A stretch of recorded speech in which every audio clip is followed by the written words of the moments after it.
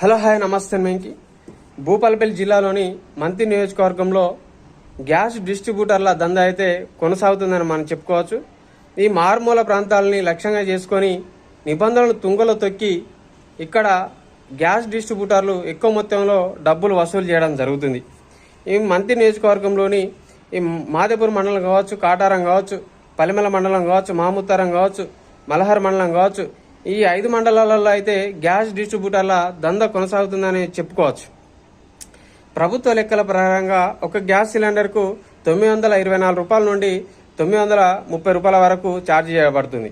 కాకపోతే వీళ్ళు డిస్ట్రిబ్యూట్ చేసే సమయంలో డిస్ట్రిబ్యూట్ చేసిన తర్వాత ఒక్కొక్క ఇంటికాడ గ్యాస్ సిలిండర్కు 1000 రూపాయల నుండి 1100 వరకు వసూలు చేసిన దాఖలాలు చాలా ఉండడం జరిగింది.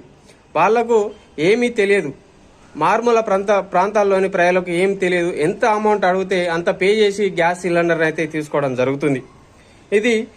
ఈ గ్యాస్ సిలిండర్ వాళ్ళు ఏంటంటే 15 కిలోమీటర్ల వరకు ఫ్రీగా సరఫరా చేసే సదుపాయం మన గవర్నమెంట్ కల్పించింది. అయినా కూడా గవర్నమెంట్ ఫ్రీగా సదుపాయం కల్పించినా కూడా వీళ్ళు ఎక్కువ మొత్తంలో డబ్బులు వసూలు చేసుకొని సొమ్ము చేసుకోవడం జరుగుతుంది. ఇంత జరుగుతున్నా కూడా ప్రజాప్రతినిధులు, అధికారులు పట్టించుకోకపోవడం చాలా బాధాకరం. ఈ పలిమెల మండలం, మహాదేపూర్ మండలం, కాటారం మండలం, మలహర్ మండలం, మహముతారం మండలం, ఈ 5 మండలాలలో ఉజ్వల కనెక్షన్ కావచ్చు, ఇతర కనెక్షన్స్ కావచ్చు, 10,000కు పైగా కనెక్షన్స్ ఉండడం జరిగింది.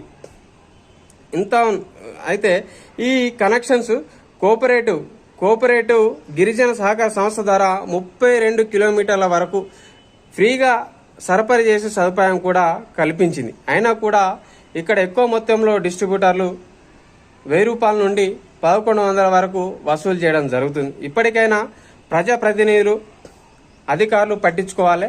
అక్కడ మారుమూల ప్రాంతాల్లోని ప్రజలు చేసుకుంటే బతికేవాళ్ళు, కూలీ నాలి చేసుకునే బతికే వాళ్ళ దగ్గర ఎక్కువ మొత్తంలో వసూలు చేయడం చాలా బాధాకరం.